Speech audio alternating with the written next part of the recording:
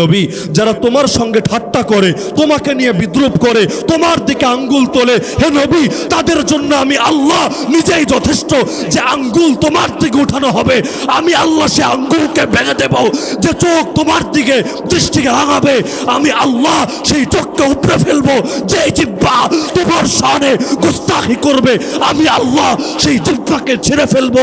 যেই মাথা তোমার বিরুদ্ধে ঔদ্ধত্য প্রদর্শন করবে, আমি আল্লাহ চিরকালের জন্য সেই মাথাকে অবনত করে দেব। আরে দুনিয়ার সাধারণ এই জাতীয় লোকদের কথা রাখেন।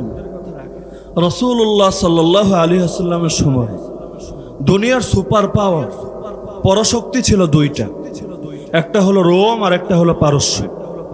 রোমকে আপনারা এখন ইউরোপ হিসেবে চিনতে পারেন, পারস্যকে ইরান হিসেবে চিনতে পারেন। রোমের অধীনে ছিল খ্রিস্টানরা, আহলে কিতাবরা। পারস্যের অধীনে ছিল অগ্নি পূজকরা, মুশরিকরা। সেই সময় ইরানের অধীনেই ইরাক হোক, আফগানিস্তান হোক, আশপাশের সব এলাকা তাদের অধীনে ছিল। দুইটা সুপার পাওয়ার। আবু জাহাল এগুলো তো ছোট টাইপের নেতা, গোত্রীয় নেতা, কিন্তু রাসূলের সঙ্গে শুধু আবু জাহেলের মতো ছোট নেতারাই টক্কর লাগে নাই, সেই সুপার পাওয়াররাই টক্কর লেগেছে। আজকালও দেখেন না, বড় বড় সুপার পাওয়ার রাষ্ট্রীয়ভাবে রাসূলের বিরুদ্ধে অবস্থান নেয়। কখনো ডেনমার্ক, কখনো ফ্রান্স, আর সর্বশেষ এই মালাউন ভারত। কিন্তু ওরা জানে না, যেদিন ওরা রাসূলের শানে বেয়াদবি করার দুঃসাহস দেখিয়েছে, সেদিনই ওদের কপালে ধ্বংসের ফয়সালা লেখা হয়ে গিয়েছে। কারণ জমিনের মধ্যে বড় তো একজনই। আকবর কয়জন? আকবর কয়জন? তিনি কে? যিনি দিতে পারেন তিনি নিতেও পারেন। তো যেদিন এই দুনিয়ার ছোট ছোট জালেমরা আল্লাহর ব্যাপারে অন্ধ হয়ে গিয়ে নবীর শানে রাষ্ট্রীয়ভাবে গুস্তাখি প্রদর্শন করেছে, সেদিনই কপালে ধ্বংসের ফয়সালা লেখা হয়ে গিয়েছে। কি করেছিল সেই জামানার সুপার পাওয়াররা? সিরাতের কিতাবে পাওয়া যায়, রাসূলুল্লাহ সাল্লাল্লাহু আলাইহি ওয়াসাল্লাম হিজরতের পরে ব্যাপকভাবে বিভিন্ন দেশের রাজা বাদশাকে চিঠি লিখে লিখে কারো নিকট দূত বার্তাবাহক পাঠিয়ে তাদেরকে হকের দিকে দাওয়াত দিলেন। কারণ তিনি নবী, তার প্রতি আদেশ হলো বাল্লিগ মা উনজিলা ইলাইকা মির রাব্বিক, তোমার উপর তোমার রবের পক্ষ থেকে যা কিছু নাজিল করা হয় সব তুমি প্রচার করো, কোনোটা গোপন করবা না। তুমি দেখবা না এটা প্রচার করতে গেলে কি আবু জাহালের স্বার্থে আঘাত লাগে কিনা, তুমি দেখবা না এটা প্রচার করতে গেলে আবু লাহাবের বাহিনীরা তোমাকে তিনটা বছর জেলখানায় কারারুদ্ধ করে ফেলে রাখে কিনা, তুমি দেখবা না কোন বিধান প্রচার করলে তোমার ঘর বাড়ি থেকে উচ্ছেদ করা হয়, মক্কা থেকেই বের হয়ে যেতে বাধ্য করা হয়, তুমি দেখবা না কোন বিধান প্রচার করলে আল্লাহর ঘরে ইবাদত করার অনুমতিই বন্ধ হয়ে যায়। তুমি প্রচার করতে থাকবা। কখনো ওরা বদরে চলে আসবে তোমাকে হত্যা করার জন্য, তুমি প্রচার করতে থাকবা।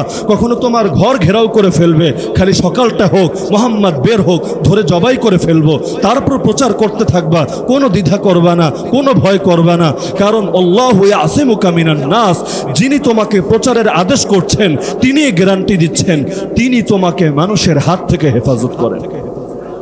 মুসলমানের আকীদা এটাই, উপকার করেন যিনি, ক্ষতির ফয়সালাও করেন তিনি।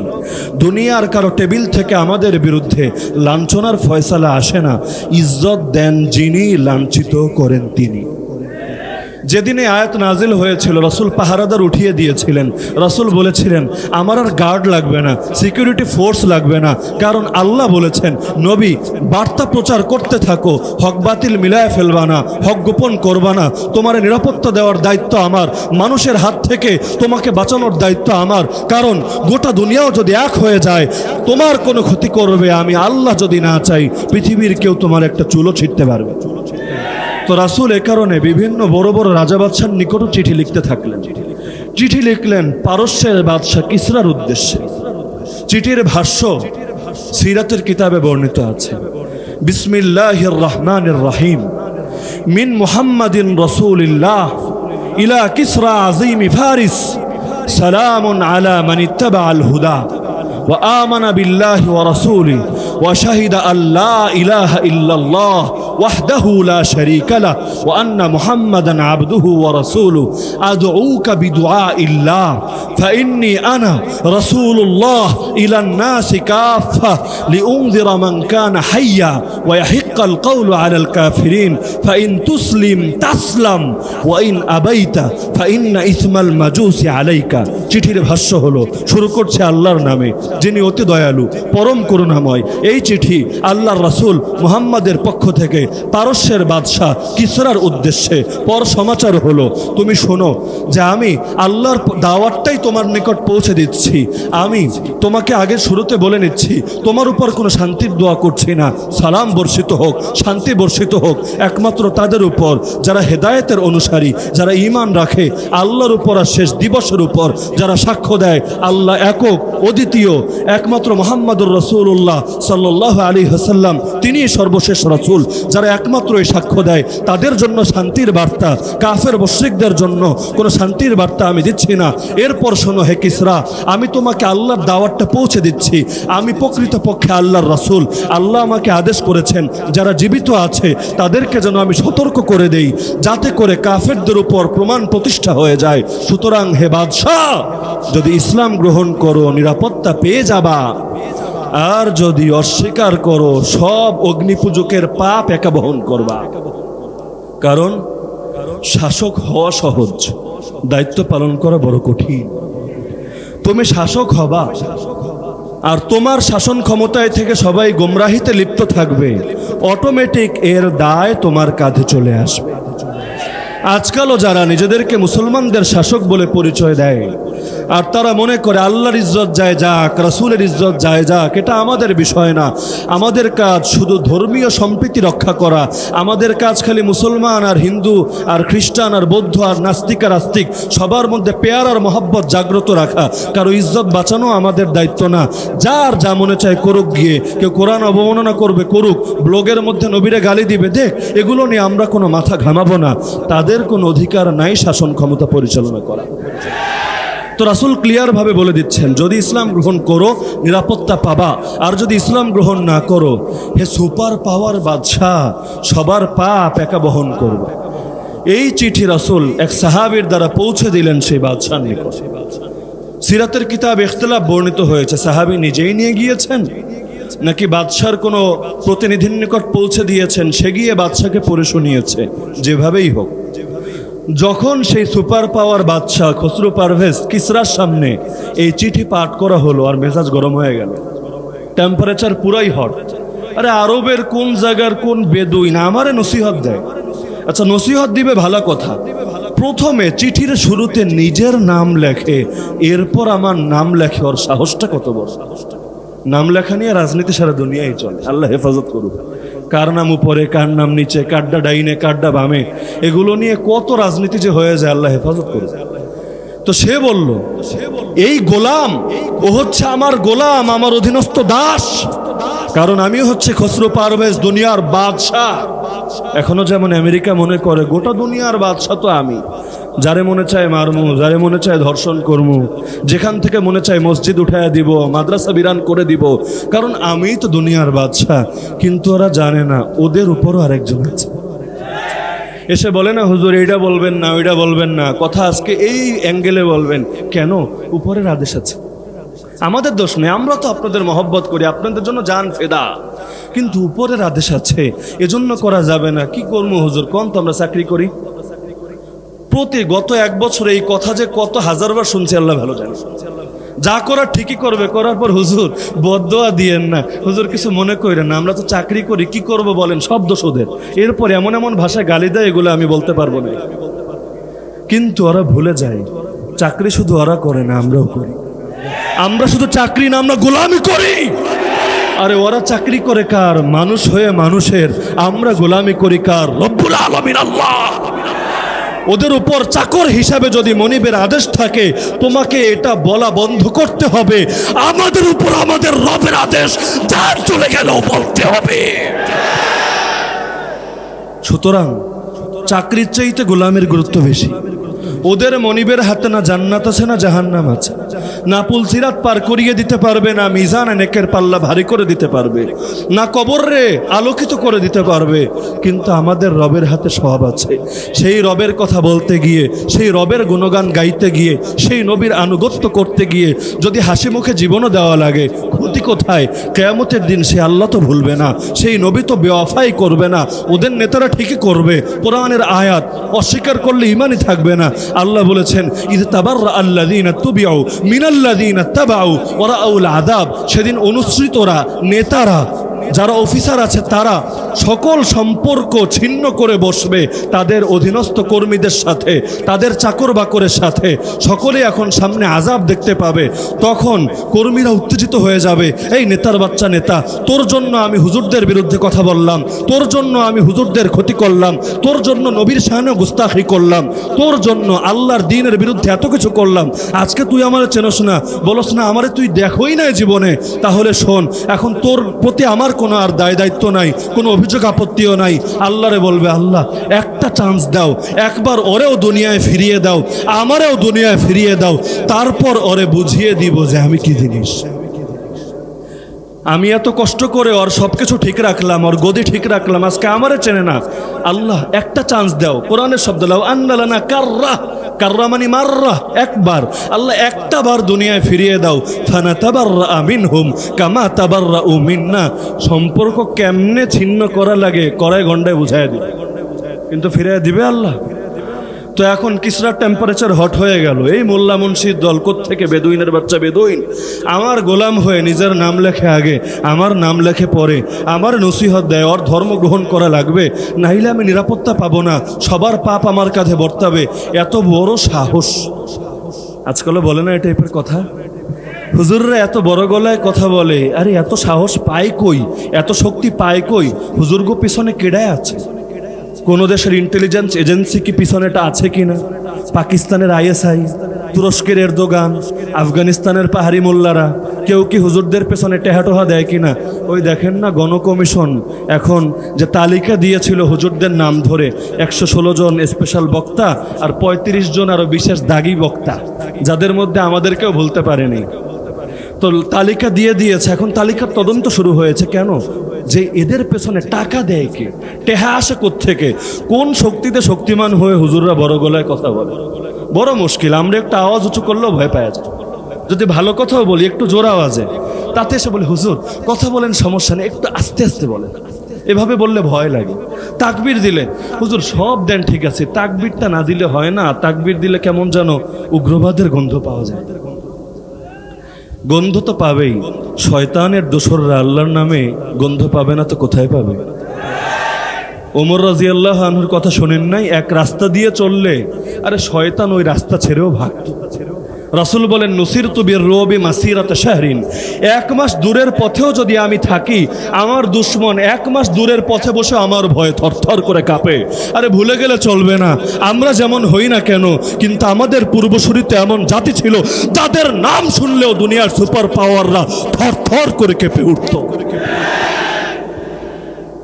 তো এখন সে আদেশ পাঠিয়ে দিল তার প্রতিনিধি, ইয়ামানের গভর্নর, যার নাম ছিল বাদান, বাংলা বাজান না, বাদান, সেই বাদানের নিকট তুমি 2টা লোক পাঠায়া এই বেদুইন জঙ্গি মোল্লারে আমার নিকট উপস্থিত করো, ওর কত বড় সাহস আমি দেখে নেব।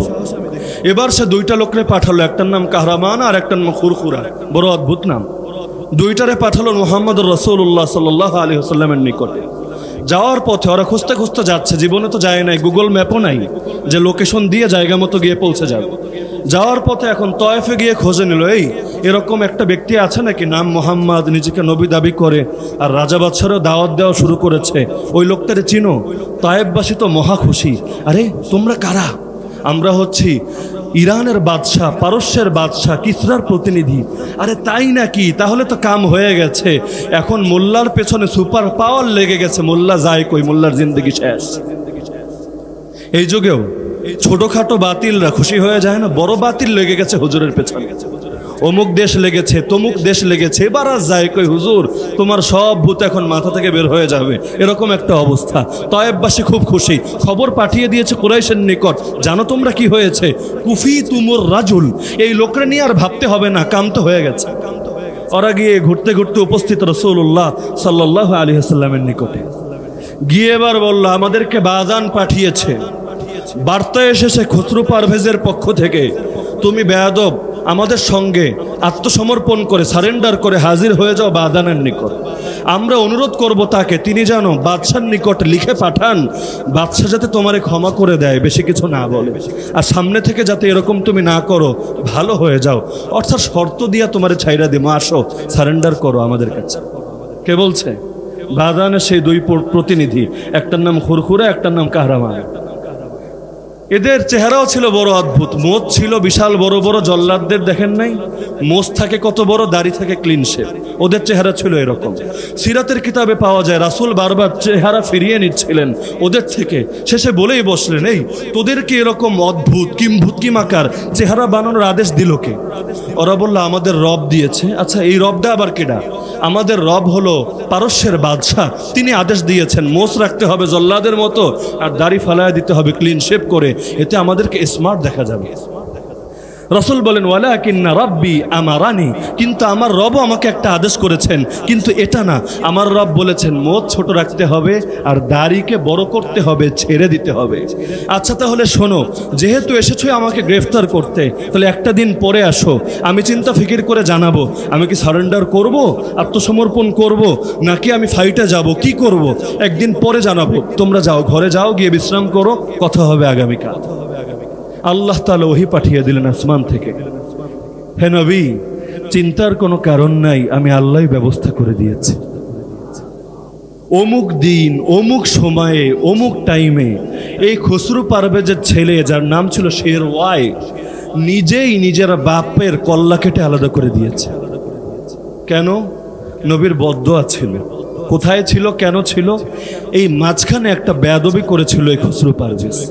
যখন এই চিঠি তার দরবারে পাঠ করা হয়েছিল, এই বেয়াদবের বাচ্চা বেয়াদব চিঠি ছিঁড়ে ফেলেছিল। যে এত বড় সাহস, নিজের নাম লেখে, আগে আমার নাম লেখে, পরে আমাকে নসিহত দেয়, ছিঁড়ে ফেলো চিঠি। নবীর কানে যখন এই সংবাদ পৌঁছেছিল, নবী খালি একটা বাক্য বলেছিলেন, মাজ্জাকাল্লাহু মুলকা, আরে আল্লাহ যে আমার চিঠি ছিঁড়েছে, তুমি তার রাজ্যকেই ছিঁড়ে টুকরো বিটুকরো করে দাও। ও আমার চিঠি ছিঁড়েছে, তুমি ওর চিঠি ছিঁড়বা না, ওর রাজ্যরেই ছিঁড়ে শেষ করে দাও। নবীর দোয়া কি কবুল হবে না ফিরিয়ে দেওয়া হবে? আল্লাহ তাআলা কবুল করলেন।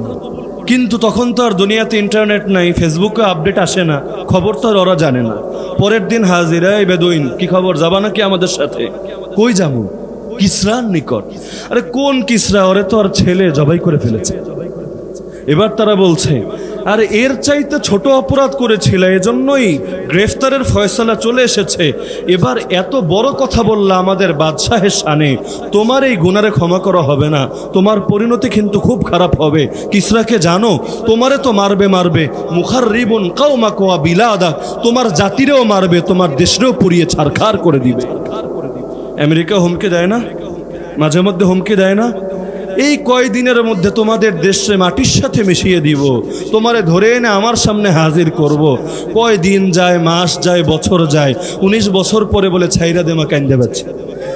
কোন রকম একটু কাপড়টা নিয়ে দেশ থেকে বাইর হইতে দে, লজ্জাস্থান খুইলা গেলে তো মান সম্মান থাকবে না, একটু চুক্তি মুক্তি কইরা সম্মানের সাথে আমাদেরকে বের হয়ে আসবে। তো এখন তারা বলছে যে পরিণতি ভালো হবে না। রাসূল বলছে, আরে যা, ভাগ এখান থেকে, বাদানের কাছে যা, যে তোদেরকে পাঠিয়েছে, গিয়ে আমার পক্ষ থেকে একটা কথা বলে দে, কিসরাও চিনি না, কায়সারও চিনি না, চিনি শুধু আল্লাহকে, আমি আল্লাহর নবী, আমি সুস্পষ্ট ঘোষণা দিয়ে দিলাম, আমার রাজত্ব কিসরার কায়সারের পুরো দেশকে দখল করে নিবে। সায়াবলুগু মুলকি মা বালাগা মুলকু কিসরা, কিসরার রাজত্ব আর কত বড়, শীঘ্রই আমার রাজত্ব পুরোটাকে পরিব্যাপ্ত করে ফেলবে। শুধু তাই না, ওয়াসায়ান্তাহি ইলাল খুফি ওয়াল হাফির, পৃথিবীর যেই প্রান্ত পর্যন্ত ঘোড়ার পা বা উটের পা যায়, এমন 1 ইঞ্চি জায়গা আমার আল্লাহ বাকি রাখবেন না যেখানে আমার আল্লাহ ইসলাম কায়েম করবেন। অন্য হাদিসেও যেটা রাসূল জানিয়েছিলেন যে আমার আল্লাহ শহর বা গ্রামের এমন একটা ঘর রাখবেন না, লা ইয়াতরুকুল্লাহু বাইতা মাদারিন ওয়ালা ওয়াবার ইল্লা আদখালাহুল্লাহু কালিমাতাল ইসলাম বিইজ্জি আজিজিন আও বিযুল্লি যালিল। শহর বা গ্রামের একটা ঘরও এমন রাখবেন না যেই ঘরে আমার আল্লাহ ইসলাম প্রবেশ করবেন না। সম্মানী ব্যক্তির সম্মান রেখে লাঞ্ছিত ব্যক্তিকে লাঞ্ছিত করে যারা ইসলাম গ্রহণ করবে, ইসলামের সামনে আনুগত্য বরণ করবে, ওদের সম্মান রেখে, আর যারা বুড়া আঙ্গুল দেখাবে ওদের ঘাড় মটকে দিয়ে। কার ঘোষণা? রাসূলুল্লাহ সাল্লাল্লাহু আলাইহি ওয়াসাল্লামের। তিনি নিজের থেকে কথা বলেন না। সূরা নাজম আয়াত 3 এবং 4, ওমা ইয়ানতিকু আনিল হাওয়া ইন হুয়া ইল্লা ওয়াহয়ু ইউহা। তিনি নিজের মন গড়া কথা বলেন না, যা বলেন সব আল্লাহর পক্ষ থেকে নাজিল করা ওহী। এমনকি নবী আরেকটা ভবিষ্যৎবাণী করে দিলেন, সেই জামানায় একটা আল কাসরুল আবিয়াদ ছিল, বাংলা করলে হবে সাদা প্রাসাদ, ইংলিশে বললে হোয়াইট হাউস। এই যুগে শুধু হোয়াইট হাউস না, ওই যুগে একটা হোয়াইট হাউস ছিল যেখানে সেই সুপার পাওয়ার বাদশা থাকতো। রাসূল বলেন শীঘ্রই আমার উম্মত সেই হোয়াইট হাউসকেও দখল করবে, হোয়াইট হাউসের ছাদের মধ্যেও কালেমার পতাকা উড়বে। শুধু তাই না, রাসূল বলেন লাতুনফাকান্না কুনুযুহু ফি সাবিলিল্লাহ, ওখানে যত ধন সম্পদ আছে সব গনিমত বানিয়ে আল্লাহর পথে দান করে দেওয়া হবে। শুধু তাই না, সুরাকা বিন মালিক 100 উটের লোভে রাসূল মক্কা থেকে মদিনায় হিজরতের সময় তার পিছু নিয়েছিল, তাকে গ্রেফতার করে মুশরিকদের হাতে তুলে দিবে।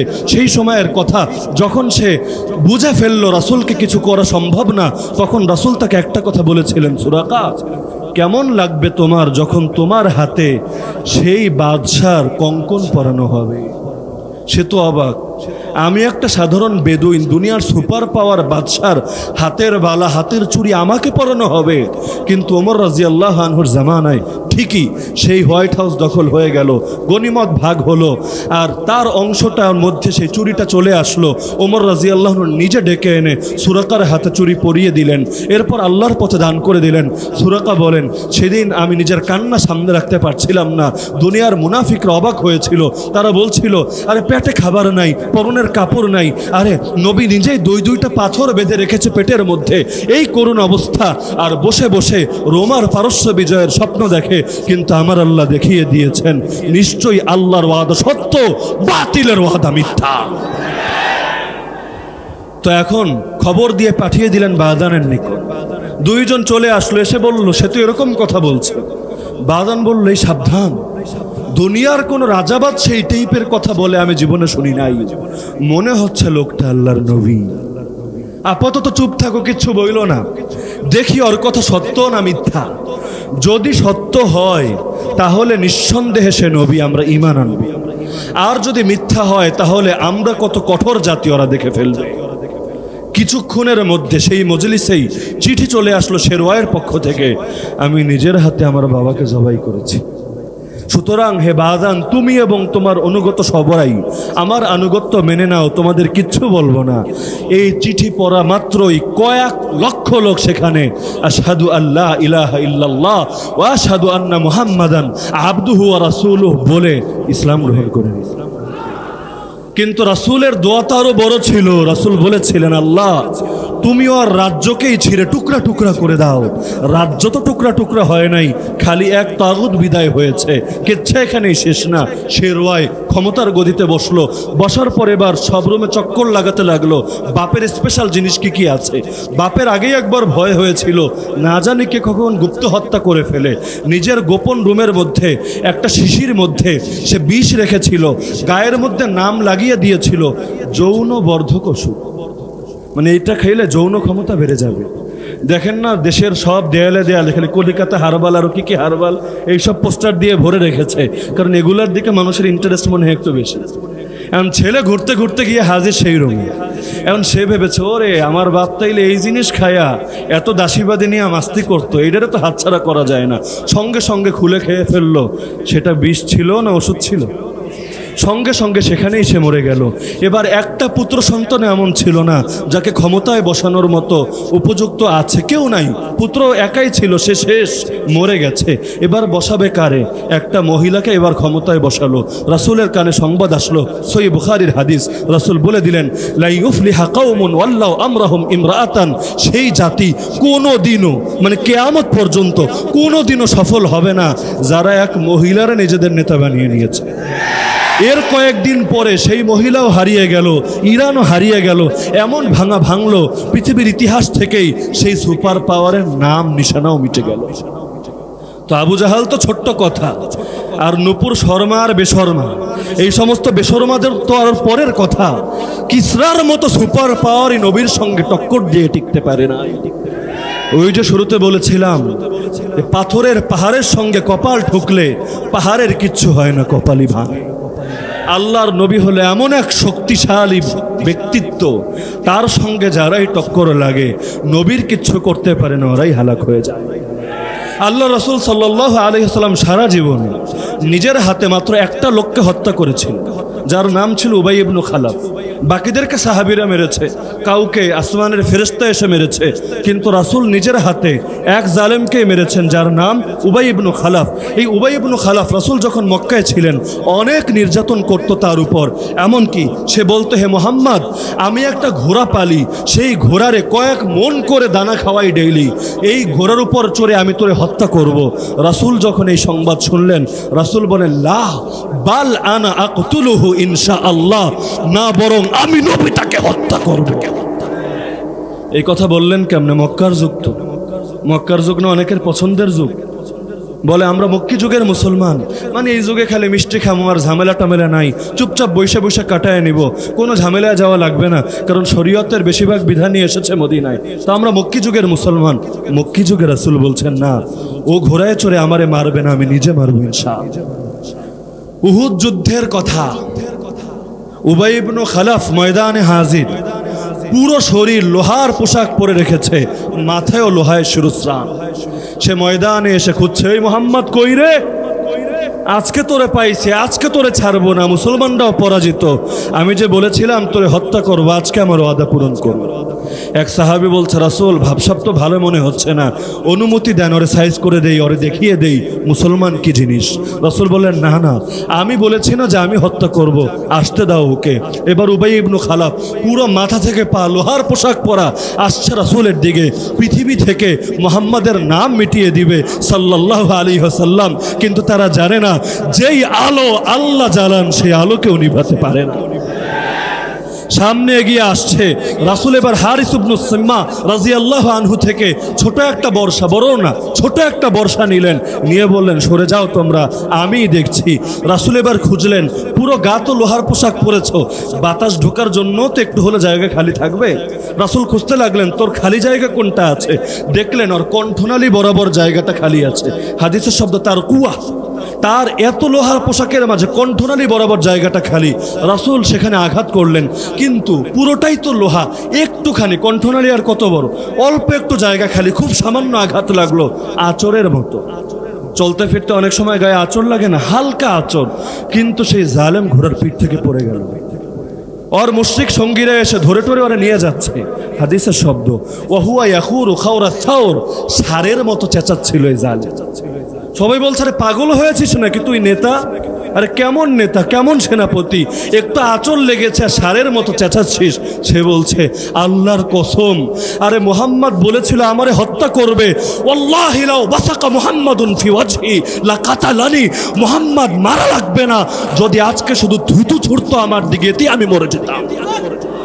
শুধু তাই না, তোমরা সাক্ষী থাকো, আমি আল্লাহর নামে কসম করে বলছি, আমার এত বেশি যন্ত্রণা হচ্ছে, দুল মাজাজ নামর এলাকার সব মানুষের মধ্যে যদি এই যন্ত্রণা ভাগ করে দেওয়া হয়, ওরা সবাই মরে যাবে, এত বেশি যন্ত্রণা আমার হচ্ছে।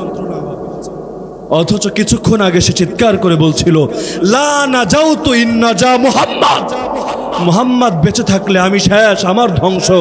আমি নিজের উপরে ফয়সালা করে নিলাম, হয়তো মুহাম্মদ বাঁচবে অথবা আমি বাঁচব। আল্লাহ দেখিয়ে দিয়েছেন, আল্লাহ যারে বাঁচান সেই বাঁচান। সবাই জানেন, উহুদের যুদ্ধের দিন রাসূলুল্লাহ সাল্লাল্লাহু আলাইহি ওয়াসাল্লাম আহত হয়েছিলেন, তার দাঁত মোবারক শহীদ হয়েছিল, মাথার হেলমেট ভেঙে তার চেহারাও ক্ষতবিক্ষত হয়েছিল, মাথায় আঘাত পেয়েছিলেন। তার উপরে আঘাত করেছিল এক মালাউন, যার নাম ছিল আব্দুল্লাহ ইবনে কামিয়া। নাম বড় সুন্দর, আব্দুল্লাহ, আল্লাহর বান্দা, বাপের নাম কামিয়া। সে আব্দুল্লাহ ইবনে কামিয়া যখন রাসূলের উপর আঘাত করে, তখন সে বলেছিল খুদহা ওয়া আনা ইবনু কামিয়া, হে মুহাম্মদ মজা কেমন লাগে, মজা বুঝানে, আমার চেনো আমি কে? আমি হচ্ছে কামিয়ার পুত্র। রাসূল জাস্ট একটা বাক্য বলেছিলেন, আকমা আকাল্লাহ, ওর বাপের নাম থেকেই শব্দ বের করে, আকমা আকাল্লাহ, তুই আমারে লাঞ্ছিত করবি, আমার চ্যালেঞ্জ দিচ্ছিস, আল্লাহর কাছে দোয়া করে দিলাম আল্লাহ তোরে লাঞ্ছিত করে দিল। এবার সে সামনে এগিয়ে আসলো তরবারি নিয়ে। সেই সময় সাহাবী মুসাব ইবনে উমাইর রাদিয়াল্লাহু আনহু ঠেকালেন। ঘটনাক্রমে মুসাব রাদিয়াল্লাহু আনহুর চেহারা আর রাসূলের চেহারা অনেকটা একরকম ছিল। সে মুসাব রাদিয়াল্লাহু আনহুকে শহীদ করে দিল, আর মনে মনে তো বেজায় খুশি, আজকে নবীকে শেষ করে দিয়েছে, সবার মধ্যে ফিরে গেল। কিন্তু রাসূল তো দোয়া করে দিয়েছেন। এবার ফেরার পর সে যখন শুনলো না নবী বেঁচে আছে, মনে একটু খারাপ হলো, দোয়ার কথা ভুলে গেল। সে গেল ছাগল চড়াতে, রাসূলের দোয়া তো মাথার উপর ঘুরছে। ছাগল চড়াতে গিয়ে দেখে সব ছাগল তো জায়গায় আছে, কয়েকটা পাঠা এগুলো একেবারে পাহাড়ের চূড়ায় উঠে গেছে। এবার সে ভাবলো, আরে ছাগলগুলো এখানে উঠলো কেমনে, জীবনে তো উঠে নাই। এবার অনেক কষ্ট করে পাহাড়ের চড়ে উঠতে লাগলো। ওঠার সময় বারবার হাঁপিয়ে যাচ্ছিল, এত উঁচু পাহাড়। আরবে যারা গিয়েছেন জানেন তো, এগুলো সিলেটের টিলার মতো সাইজের পাহাড়, এত উঁচু পাহাড় উঠাতে হাঁপাচ্ছিল। কিন্তু এই জালেমের মাথায় একবার আসে নাই, এই পাঠার ঘরের পাঠা কেমনে এত উপরে উঠল, মৃত্যু তাকে টেনে নিয়ে যাচ্ছে। সেখানে গিয়ে যখন হাজির হলো, সেই পাঠার লাঠি মারা শুরু করলো, গুতাতে গুতাতে, হাদিসের শব্দ কিতাতান কিতা, ওর শরীরকে ছিন্ন বিচ্ছিন্ন এক একটা টুকরাকে দেহ থেকে আলাদা করে ফেলে। আরেক জালেম ছিল উকবা ইবনে আবি মুআইত। মক্কার জামানায় সে প্রথমে রাসূলের সঙ্গে ওঠা বসা করতো, কাফের ছিল, ঈমান আনে নাই, কিন্তু রাসূলের সঙ্গে নিয়মিত ওঠা বসা করতো, কোনো কষ্ট দিত না। কিন্তু মক্কার লোকেরা গুজব ছড়াতে শুরু করলো যে উকবা ইবনে আবি মুআইত মুরতাদ হয়ে গেছে, বিধর্মী হয়ে গেছে। সবা ওদের শব্দ, বিধর্মী হয়ে গেছে। তার এক দোস্ত ছিল, শাম দেশে থাকতো। সেই দোস্ত একবার আসলো মক্কায়, রাতে এসে বৌরে জিগায়, ওই যে নবী একটা দাবি করছিল মুহাম্মাদের অবস্থা কি? অবস্থা তো অনেক ভালো, অনেক মুরিদান অ্যাড হয়ে গেছে, অনেকে ইসলাম গ্রহণ করেছে। বললো আচ্ছা তাই নাকি, আমার দোস্তের কি অবস্থা? তোমার দোস্তও গেছে, ওইটাও তো মুরতাদ হয়ে গেছে, মুহাম্মাদের পাল্লায় পড়েছে, নাউযুবিল্লাহ মিন যালিক। এবার তার মন খারাপ হয়ে গেল। সকালে আসলো উকবা ইবনে আবি মুআইত, এসে তাকে তাদের ভাষায় সম্ভাষণ জানালো। সালাম তো আর দিবে না, তাদের ভাষায় সম্ভাষণ জানালো। সে চুপ, কোনো জবাব দিচ্ছে না। সে বলল, দোস্ত আমার কি হয়েছে? তুমি আমার জিগরি দোস্ত, প্রাণের বন্ধু, আমার কথার জবাব দিচ্ছ না কেন? আমার সম্ভাষণের কোনো উত্তর দিচ্ছ না কেন? সে বলল, তুই বেটা মুরতাদ, তোর সঙ্গে কোনো সম্পর্ক নাই, তুই আমাদের দল ছেড়ে, আমাদের ধর্ম ছেড়ে তুই মোল্লা মুন্সির দলে গিয়ে ফিরেছিস। আজকাল অনেক সময় হয় না, অনেকে হুজুরদের সঙ্গে ভালো ওঠা বসা, তাকে অবাঞ্ছিত ঘোষণা করা হয়। আজকাল তো ফেসবুকে একটা পোস্ট যদি দেয় কোনো হুজুরের পক্ষে, বড় নেতা হলেও দল থেকেই বহিষ্কার করে দেওয়া হয়। একই পরিণতি। সে উকবা ইবনে আবি মুআইত এখন তার দোস্ত তাকে তিরস্কার করছে। বলল, দোস্ত এভাবে বইল না, কলিজায় লাগে। তাইলে শোন, তোরে প্রমাণ করতে হবে তুই আসলেই মুশরিক। আচ্ছা কেমনে প্রমাণ করব? তুই মুহাম্মাদের সামনে যাবি, গিয়ে ওর মুখে থুথু মারবি। নাউযুবিল্লাহ। শুধু এতেও হবে না, সবচাইতে খারাপ যে গালি জানো, সেই গালিটা নবীরে দিবে। এই মুশরিক চিন্তা করে নাই তার পরিণতি কি হবে। চলে গেছে রাসূলের নিকট, রাসূলের সামনে দাঁড়িয়ে রাসূলের মুখে থুথু দিয়েছে। এরপর যত অশালীন এবং কুৎসিত গালি জানতো, সব গালি রাসূলকে শুনিয়ে দিয়েছে। রাসূল শুধু একটা বাক্য বলেছেন, ওয়াল্লাহি, আল্লাহর কসম খেয়ে বললাম, ইন ওয়াজাদতুকা খারিজান মিন জিবালি মক্কাহ আদরিব উনুকাকা সাবরা। তুমি আমারে যদি ব্যক্তিগত কারণে কষ্ট দিতে আমি কিচ্ছু বলতাম না, কিন্তু নবীরে কষ্ট দেওয়া মানে ইসলামের উপর আঘাত করা, আল্লাহর উপর আঘাত করা। নবী ব্যক্তিগত কারণে কখনো রাগ করতেন না, লাম ইয়াগদাব লিনাফসিহি কাত্তু, কিন্তু যখন রিসালাতের উপর আঘাত আসতো, নবুয়তের উপর আঘাত আসতো, দ্বীন নিয়ে কেউ গুস্তাখি করতো, নবী তাকে ছাড়তেন না। নবী বললেন, আল্লাহর কসম করে বললাম, এই মক্কার উপত্যকার বাইরে যদি তোরে পাই, উকবা শুনে রাখ, আমি তোরে টার্গেট করে হত্যা করব। কেমনে হত্যা করব? নবীর শব্দ, রহমাতুল লিল আলামিনের শব্দ, যার দয়া দুনিয়ার প্রাণীরাও ভোগ করেছে, তার শব্দ, আদরিব উনুকাকা, আমি তোর কল্লাই দেহ থেকে আলাদা করে দিব। সবরান, সবরান মানে হলো যেটা টার্গেট করে হয়, যুদ্ধের ময়দানে না, আলাদাভাবে, গায়রু খাতা, যেটা ভুলবশত হয় না, সেটাকে আরবিতে বলে সবরা। রাসূল বলছেন, আদরিব উনুকাকা সবরা, আমি টার্গেট করে তোর কল্লাটা দেহ থেকে আলাদা করে দিব। কে বলছেন? আর কে বলছেন? রাসূলুল্লাহ সাল্লাল্লাহু আলাইহি ওয়াসাল্লাম উহুদ যুদ্ধের দিন সবাই বের হচ্ছে মক্কা থেকে। এবার উকবারে বলছে বদর যুদ্ধের দিন, উকবারে বলছে উকবা চলো আমাদের সাথে। বলল না ভাই তোমরা যাও। কেন? মুহাম্মদ রে কোনোদিন মিথ্যা বলতে শুনি নাই। মুহাম্মদ বলেছে মক্কার বাইরে আমারে পেলে আমার কল্লাই আলাদা করে দিবে, তো যুদ্ধ করা লাগলে মক্কায় বৈশা যদি করা যায় তাহলে আমি করব। আমি ঘরের মুজাহিদ হব, বাইরে আমার যাওয়ার হিম্মত নাই, কারণ মুহাম্মদ আমরা পাইলে সাইজ করে দেব। ওরা বলল আরে কি বলো তুমি, লাকা জামালুন আহমার, তোমার লাল উট আছে, মানে যেই উটের স্পিড বেশি, যদি দেখো যুদ্ধের অবস্থা খারাপ লাফ মাইরা যাইরা উটের পিঠে উঠবা আর দৌড় লাগাইয়া ময়দান থেকে ভাগবা, মুহাম্মদ কিচ্ছু করতে পারবে না। আর আজকে তো আমরা যাচ্ছি অপ্রস্তুত অবস্থায়, মুহাম্মাদের কাছে অস্ত্র নাই, কিচ্ছু নাই। আজকে পৃথিবীর এই ভূপৃষ্ঠ থেকে মুহাম্মাদের নাম নিশানাই তো মিটিয়ে ফেলবো, না থাকলে তো মজা পাবা না, চলো না একটু মজা কইরা আসি। মন তো মানে না, আর কি না জানি হয়ে যায়। তারপরও বের হয়েছে। বদর যুদ্ধে 70 মালাউনরে আল্লাহ তাআলা রাসূল এবং সাহাবীদের হাতে আর ফেরেশতাদের হাতে বিদায় করেছেন, আর 70টা বন্দী হয়েছে। এই বন্দির মধ্যে একটা ছিল উকবা, কিন্তু বন্দী হওয়ার কথা ছিল না। সে তার লাল উট, মানে ধরেন এই যুগের মার্সিডিজ গাড়িতে চড়ে ঠিকই পালানোর জন্য পথ ধরেছিল, কিন্তু আল্লাহর ফয়সালা ভিন্ন। একদম স্বাভাবিক মাটিতে যেখানে কোনো পিছলা নাই, বালু নাই, কাদা নাই, কিচ্ছু নাই, ওর উট চিটপটাং হয়ে পড়ে গেল। সাহাবে গিয়ে বলে যে আজকে তোরে পাইছি, তোরে কি আর ছাড়মু, চল। এবার বেঁধে নিয়ে এসেছে রাসূলের নিকট। এবার তার তো মনে ভয়, রাসূল চ্যালেঞ্জ দিয়েছেন, ওই মুখ থেকে একবার কথা বের হলে সেই কথা বাস্তব হয়েই যায়। রাসূল যেটা বলেছেন সেটা হবেই হবে, পৃথিবীর কেউ চাইলেও হবে, না চাইলেও হবে। যেমন রাসূল বলেছেন এই গোটা ভারতবর্ষ এক সময় যেমন অখণ্ড ছিল, আবারও একদিন অখণ্ড হবে। তবে সেই অখণ্ড ভারতবর্ষ কোনো রামরাজ্য হবে না, কৃষ্ণ রাজ্য হবে না, হনুমান রাজ্য হবে না। আমার নবী বলেছেন মনে চাইলেও প্রকাশ করা লাগবে, না চাইলেও করা লাগবে। আপনার ভেতরে ভালো লাগলেও বলা লাগবে, আপনার ভেতরে দাউ দাউ করে আগুন লাগলেও বলা লাগবে। আমার নবী বলে গিয়েছেন এই গোটা হিন্দুস্তানে ইনশাআল্লাহ একদিন কালেমার পতাকা পথ করে উঠবে।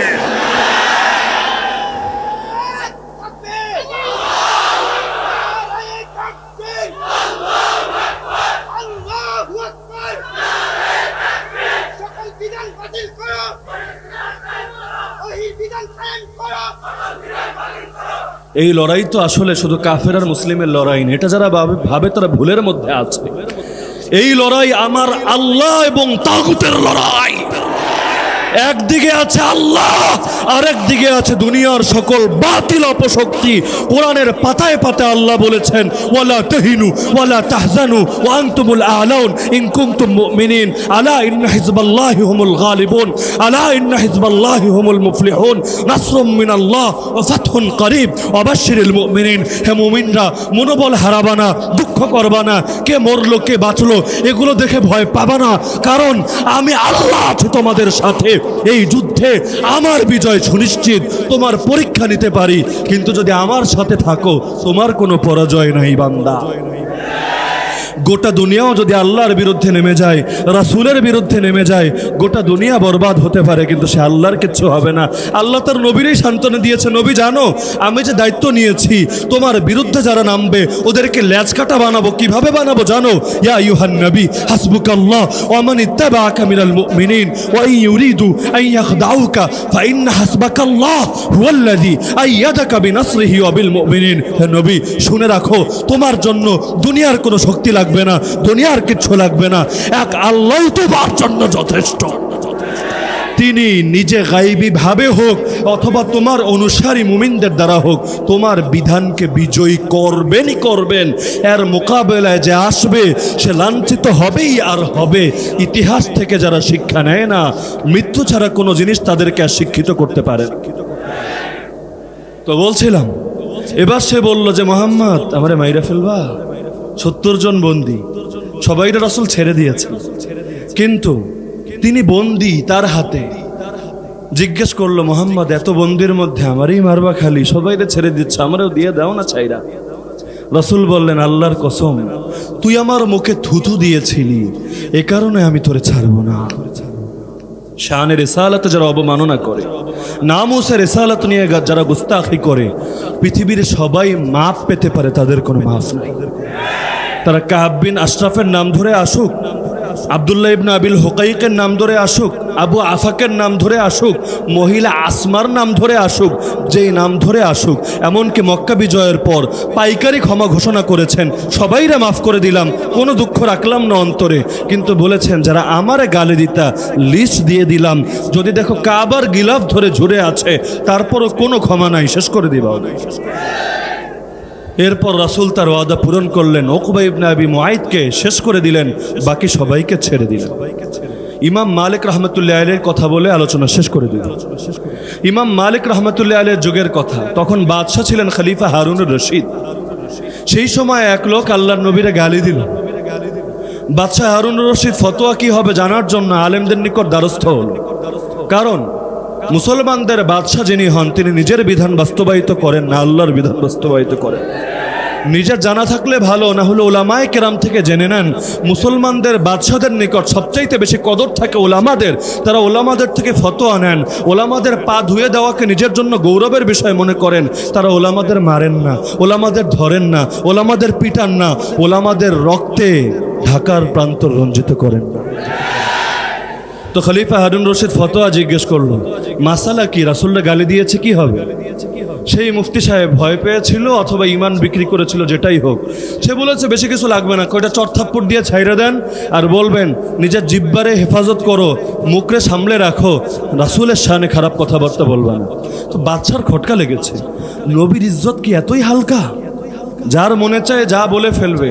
আরে দলের নেতার নিয়ে বললেই মাফ নেই, যতবার সরি বলুক লাভ নাই, জেল লাইগা যা। অনেক সময় গুমি হয়ে যায়, কই যে যায় আর কেউ জানে না। তো দলের নেতার দাম বেশি না নবীর দাম বেশি? তো বাদশারই খটকা লাগলো, হবেটা কি এবার? এত সহজ ফতোয়া তো মনে হচ্ছে না। ফতোয়া জিজ্ঞেস করলেন ইমাম মালিক রাহমাতুল্লাহ আলাইহির নিকট, হে মহান ইমাম, ইমাম ও দারিল হিজরা, আপনি কি বলেন, নবীরা গালি দিলে ফতোয়া কি হবে? ইমাম মালিক তার ঐতিহাসিক বাণী বলেন, আরে রাখো তোমার ফতোয়ার কথা, প্রথমে শুনে নাও, মা বাকাউল উম্মাহ বাদা শাতমি নাবিহা। আরে নবীরা যদি গালিগালাজ করা হয়, নবীর ইজ্জত যদি বাকি না থাকে, এই উম্মাহ দুনিয়াতে বেঁচে থাকার দরকার নেই। আমরাও আল্লাহকে সাক্ষী রেখে অঙ্গীকার করতে চাই, আল্লাহ আমাদের জান দিয়ে হলেও, বুকের শেষ রক্তবিন্দু দিয়ে হলেও ইনশাআল্লাহ তোমার নবীর শান এবং মানকে আমরা সমুন্নত রাখবো। এজন্য যদি জান দেওয়া লাগে, আল্লাহ তোমাকে সাক্ষী রেখে বলছি, আমরা জান দিব। যদি স্ত্রীকে বিধবা বানানো লাগে, আয় আল্লাহ তুমি সাক্ষী থাকো, আমরা হাসি মুখে স্ত্রীকে বিধবা বানাবো। যদি এর কারণে আমাদের সন্তানরা এতিম হয়, আমাদের মায়ের কোল খালি হয়, আমাদের বাবা চিরশোকে ভাসে, তারপর হাসি মুখে করব। আমাদের মতো লক্ষ মানুষের জীবন গেলেও যাবে, কিন্তু আমাদের রক্তের বিনিময় হলেও আল্লাহর জমিনে আল্লাহর নবীর ইজ্জত সমুন্নত থাকবে।